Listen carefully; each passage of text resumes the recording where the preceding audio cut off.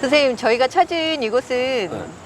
뒤에 보시면 알겠지만 굉장히 뭐 1차 대전에서부터 2차 대전, 그리고 한국전쟁, 그리고 베트남 전쟁까지 쭉 있는 이 참전 용사비가 있는 곳이거든요.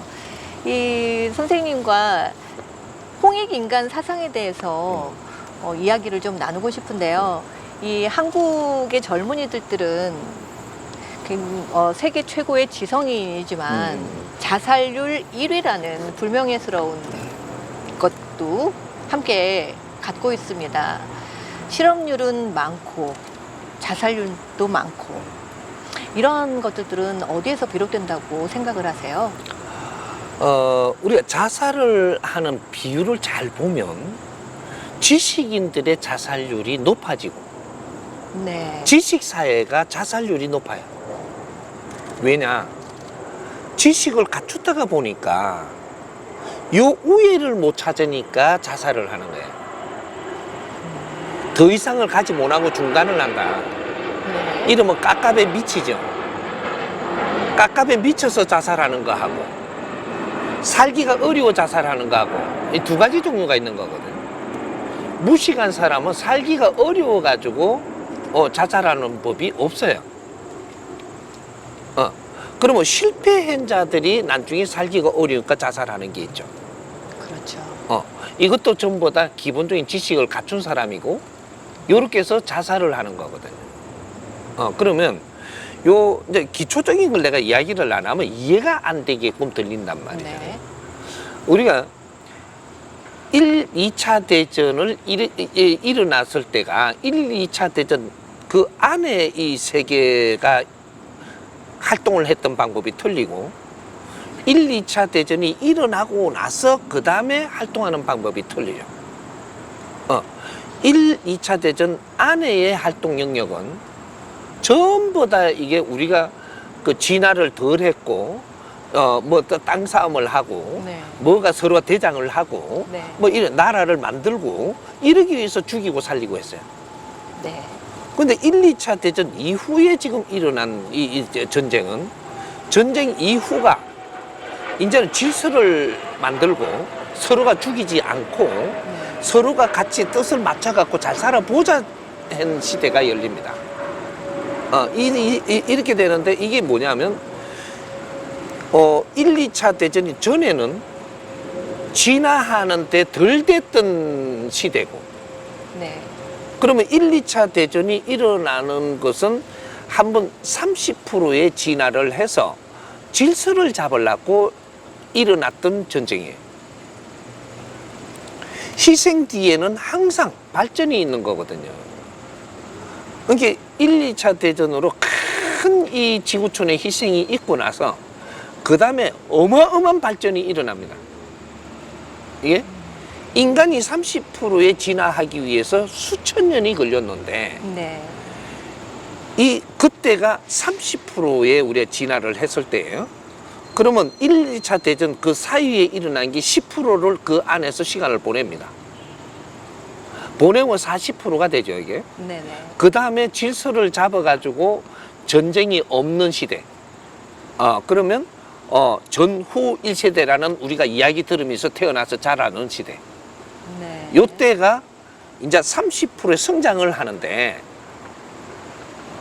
70여 년밖에 안 걸렸어요. 30% 진화하는 데는 우리가 수천 년이 걸렸는데 네. 인간이 네. 이 지구촌에서 인간들이 살아가면서 질서를 잡으면서 이제 2차적으로 성장하는 데는 지식을 갖췄고 이 사회를 이만큼 크게 빚어놓는 데는 이 70년 안팎밖에 안 되는 거죠. 네. 이게 수천 년을 우리가 진화하는 시간을 이제는 갖추은 상태에서 이걸 우리가 노력을 해가니까 사람을 많이 죽이지 않고도 희생을 하지 않고도 발전 시대가 열렸던 게 지금 이때까지 우리가 2차 대전 이후로 전후 1세대가 이루어낸 큰 지금 우리가 뭔가 성과죠. 네. 그 선생님 말씀은 그러니까 문화, 뭐 기술 이런 모든 것들이 준비되어 온 것들이 홍익 사상의 이 기초가 된다라는 어떤 말씀이신가요? 요 이야기를 하다 보면 옆으로 조금 가서 이야기를 했는데 네, 우리가 30%에서 40% 넘어가면 네, 이 사람들 그때부터 세상에 태어나는 사람들이 있는데 네. 인류가 이때까지 이루는 문명과 이 문화를 전부 다 흡수하러 온 사람들이 홍익 인간들이에요. 네. 이렇게 깔려가 있던 시대하고 이걸 싹 모아갖고 흡수를 해갖고 우리가 사람답게 살려고 가는 시대가 홍익 인간들이 태어나서 이제 모든 문화와 이런 그 지식과 이런 거 세상에 전부 다 토해놓은 것을 네. 전부 다 흡수하러 온 거죠. 이 사람들이 홍익 인간들입니다. 네. 지금 인류사의 2차 대전 이후로 태어난 사람들이 홍익 인간들이에요. 지구촌에. 아, 네, 그렇군요. 근데 이것을 최고의 이 지식을 많이 썰어 담은 사람이 누구냐? 대한민국 사람들이에요. 네. 이 사람들은 홍익 인간 지도자를 키우는 거예요. 그래서 하는 일이 달라. 다르게끔 성장해야 되는데 네. 하는 일이 똑같이 살라 그러는 거예요. 예를 들면 어떤 식으로 해야 우리가 할까요? 근데 예를 들어서 네.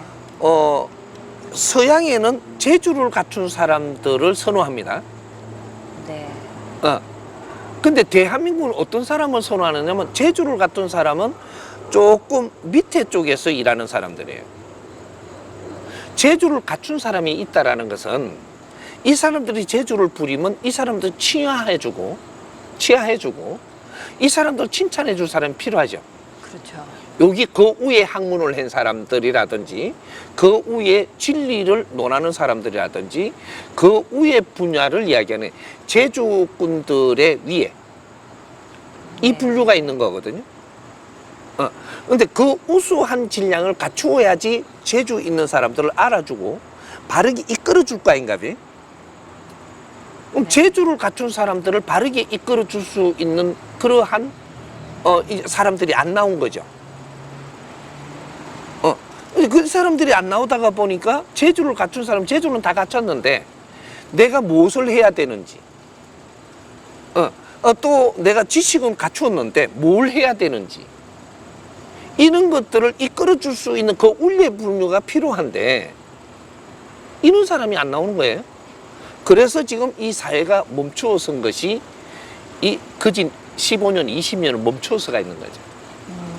그러니까 옆으로 자꾸 기 보는 거죠. 옆으로.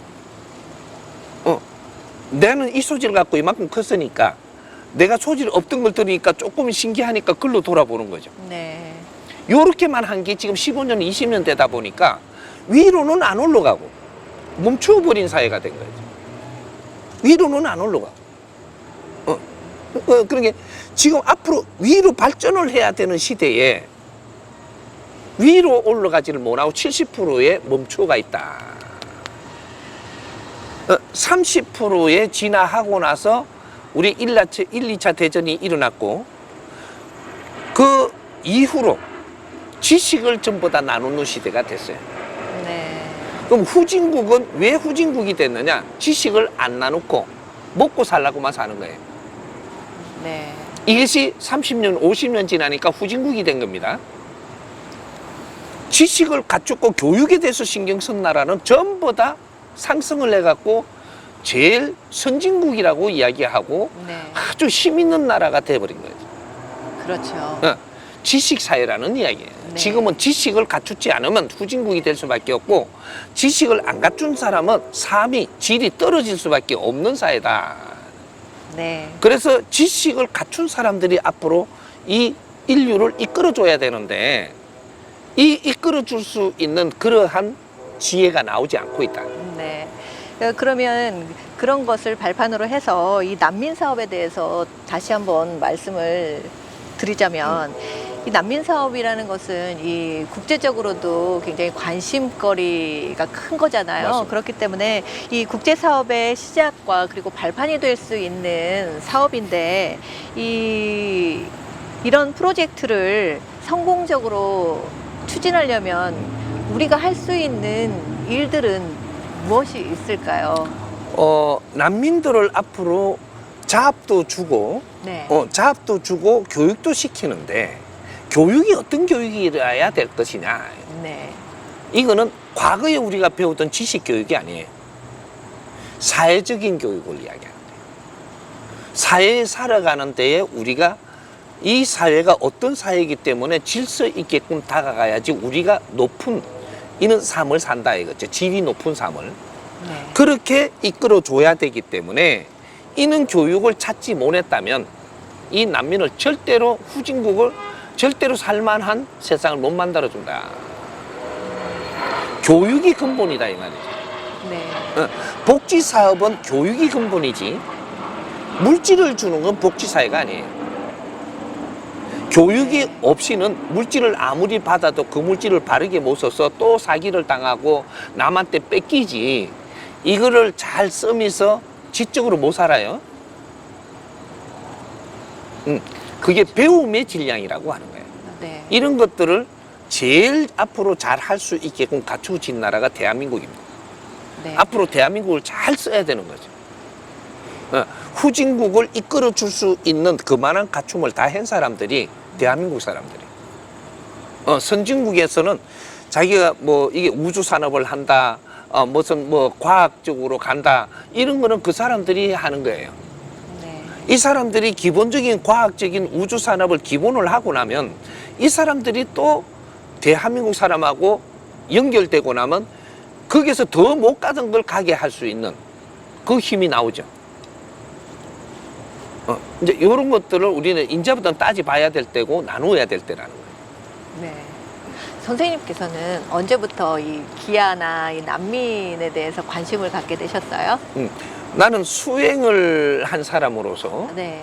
수행을 17년 동안 이제 내가 혼자 산에서 이제 수행을 하고 묵언을 하고 누구하고 말도 안 하고 네. 이는 그 옷도 하면 17년 동안 안 갈아입고 그러고 산속에서 거러지로 살면서 수행을 낸 사람이라서 네. 그 안에서 세상을 바라보게 되는 때가 있은 거죠. 수행이 17년 동안에 그냥 있은 거는 아니고 네. 3년 동안은 뭐를 했고 그 다음에 2년은 뭐를 했고 그 다음에 2년은 뭐를 했고 이런 게 있는데 세상을 살피는 때가 있은 거죠. 네. 내 수행이 어느 정도 마치고 나면 세상에 뭐를 살펴야 되는 그럴 때 이 세상에 운용됐던 모든 것을 볼 때가 있은 게 그것이 영적으로 전부 다 네. 이게 보게 되고 그런 것들을 정리하게 되는 이렇게 해서 이제 세상에 나와서 이래 보니 제일 먼저 눈에 밟히는 게 뭐냐 하면 기아입니다. 네. 그 수행 속에서 다 보고 그렇게 나왔지만 네. 이 기아가 지금 어떻게 돼가 있는 실질적인 거를 내가 봐야 되니까 사회 정보를 흐르는 대로 내가 따라갔던 거죠. 했는데 이렇게 지구촌이 우수하게 잘 이끌어 놔놓고 지금 굶어 죽는 사람들이 세상에 이만큼 많이 일어난다? 뭔가 사회를 운영 잘못하고 있다 너희들이.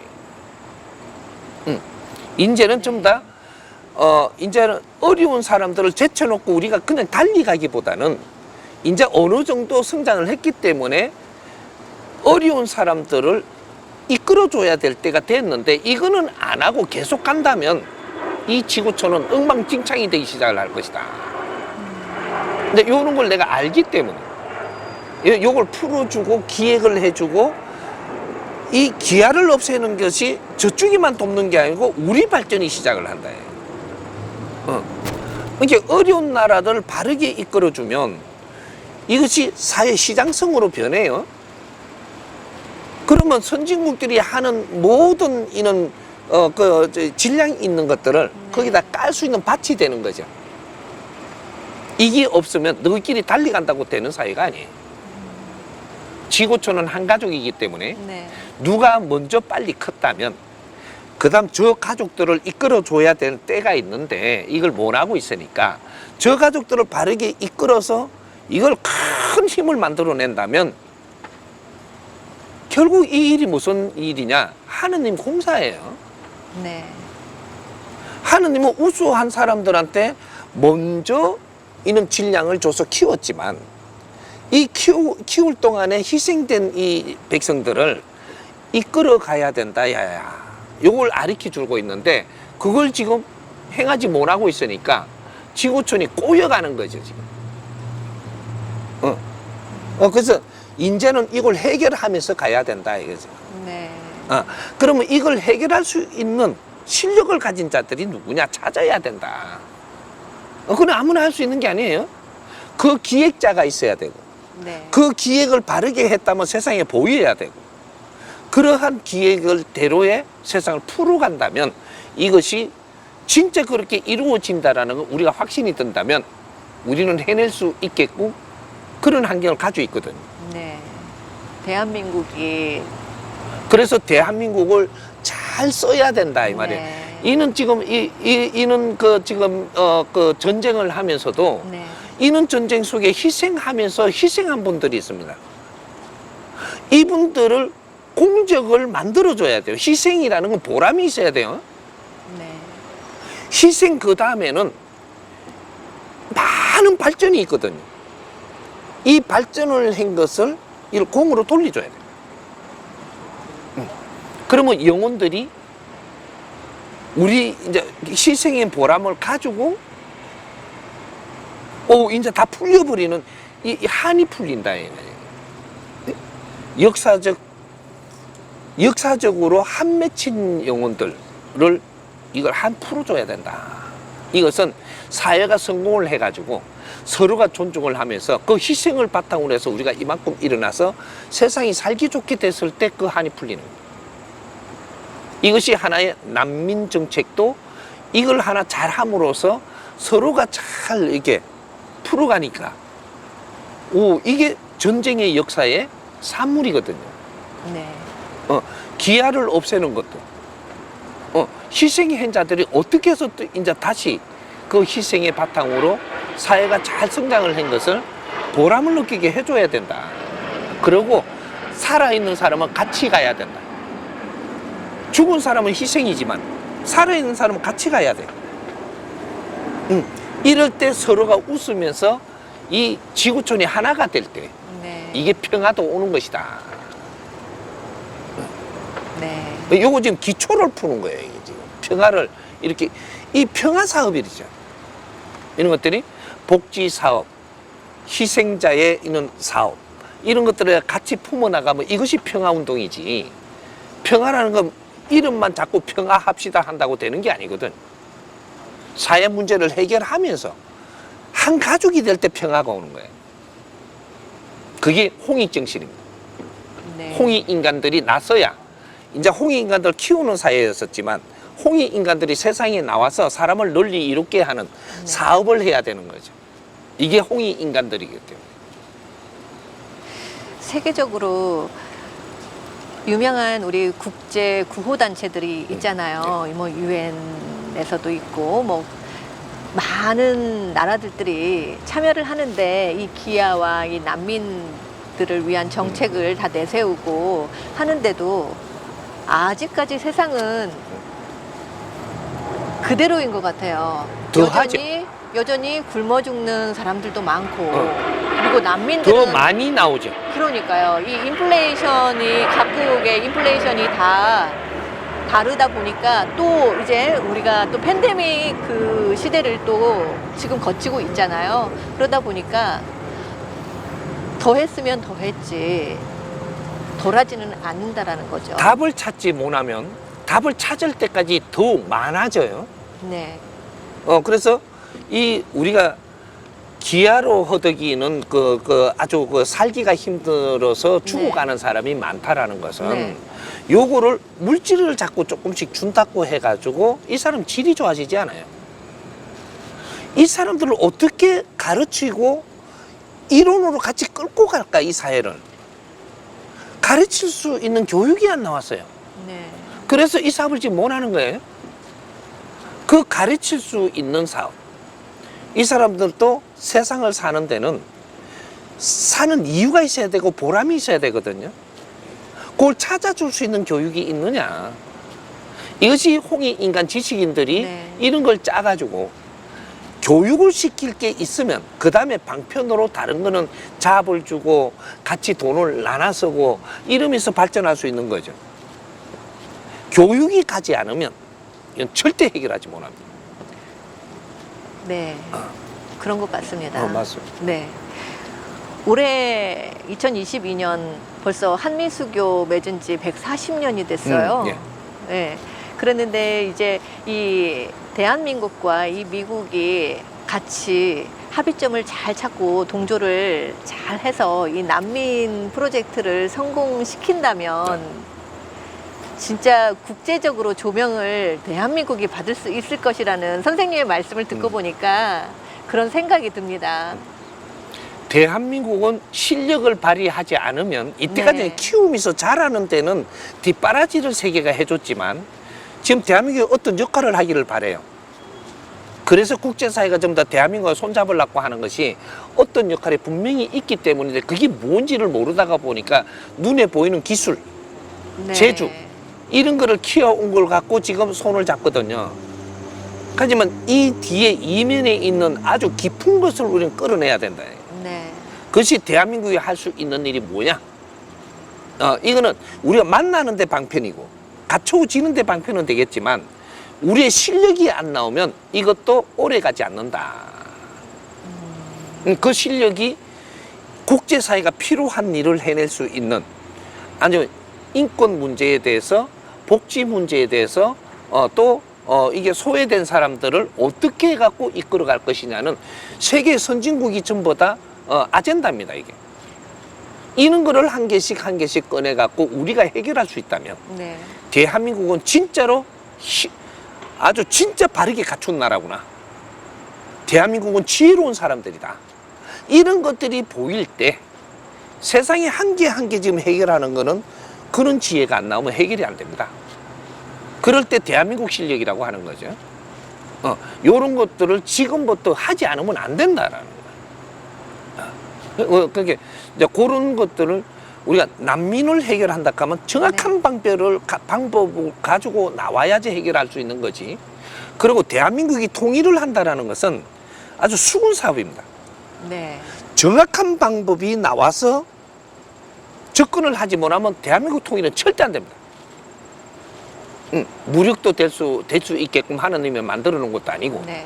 2차 대전이 아직 안 끝난 나라가 대한민국입니다.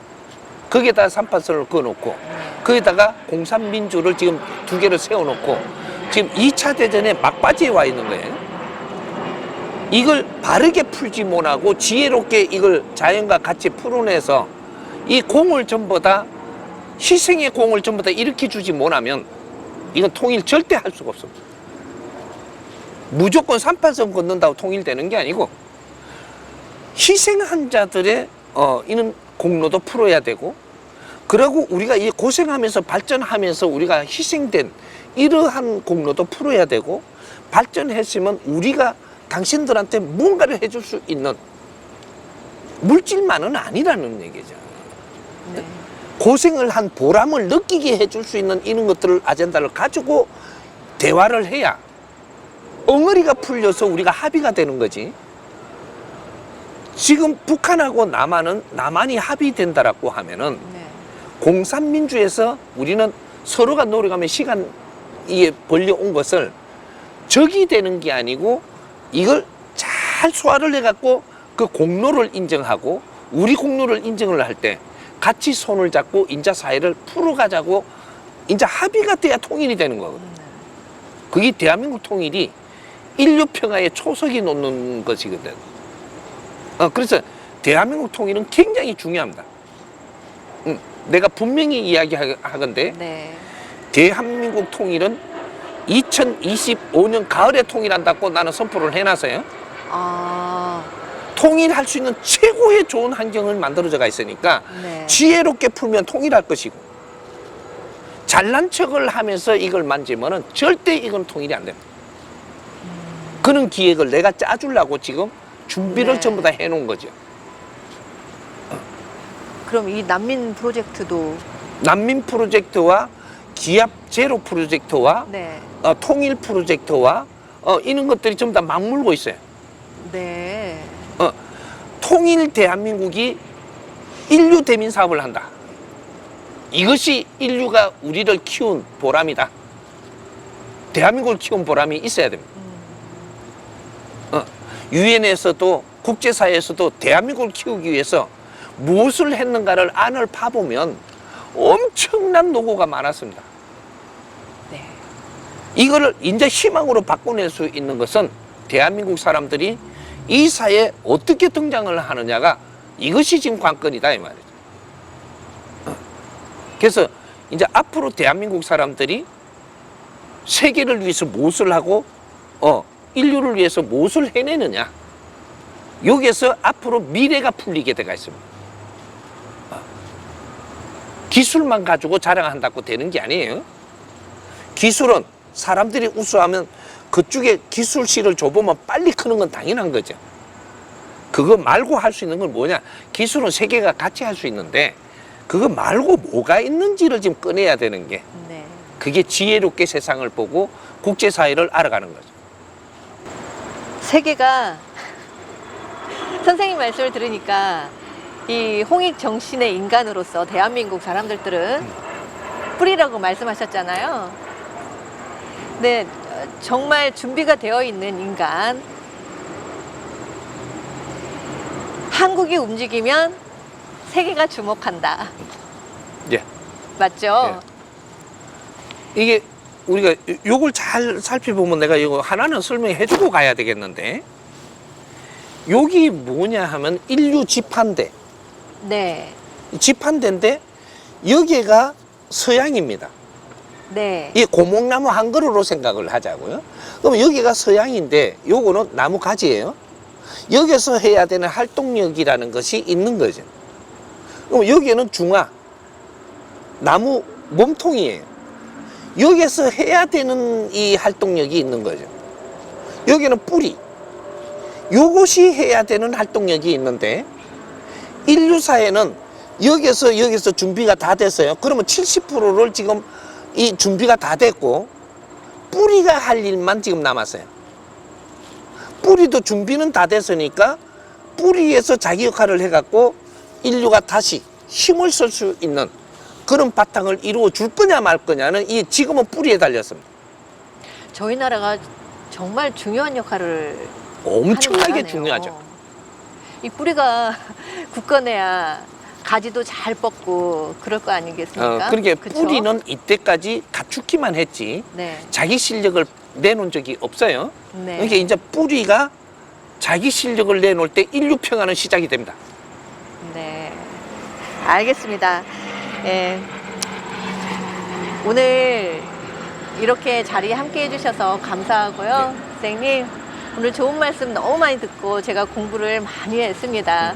내가 너무 떠들었는가는 모르겠지만 이런 것들을 많이 지금 풍성하게 꺼내갖고 네. 앞으로 어떤 작품을 만들어가지고 이 사회가 같이 공유할 것인가, 이런 것들은 이걸 들음으로써 사회가 생각하는 게 엄청나게 달라지는 그런 작품을 우리가 해야 되겠죠. 선생님 말씀을 듣고 보니까 아, 이런 방법이 있었구나. 아, 그럴 수도 있겠다. 좋은 해법이 될 수 있겠네. 이런 생각을 하게 됐어요. 해법 중에 해법은 네. 이 국제사회가 자라왔는데 이제 뭐하고 융합을 해서 새로운 답을 꺼낼 거냐, 네. 어떤 미래를 다시 볼 거냐, 이것이 해법입니다. 이제는 기초를 다 자랐고 인류가 자랄 건 자랐는데 융합을 어떻게 해갖고 이 에너지를 어떻게 쓸 거냐, 네. 이것이 세상에 답이 있는 거예요. 어떤 나라도 배척하면 안 되는 거죠. 네. 같이 융합을 할 줄 알 때 지혜로운 사람들이 되는 거예요. 네. 생각의 틀을 바꿀 수 있는 시간이 됐던 것 같습니다. 네. 선생님. 감사합니다. 네. 이제는 사회를 헐뜯어도 안 되고 누구를 나무래도 안 되고 이제는 불평불만해서도 안 돼요. 네. 이때까지 이 잘 70%까지 키워놓은 이 지금 지구촌은 이제는 지금 한 가족으로 가야 되기 때문에 누구도 헐뜯어서 안 됩니다.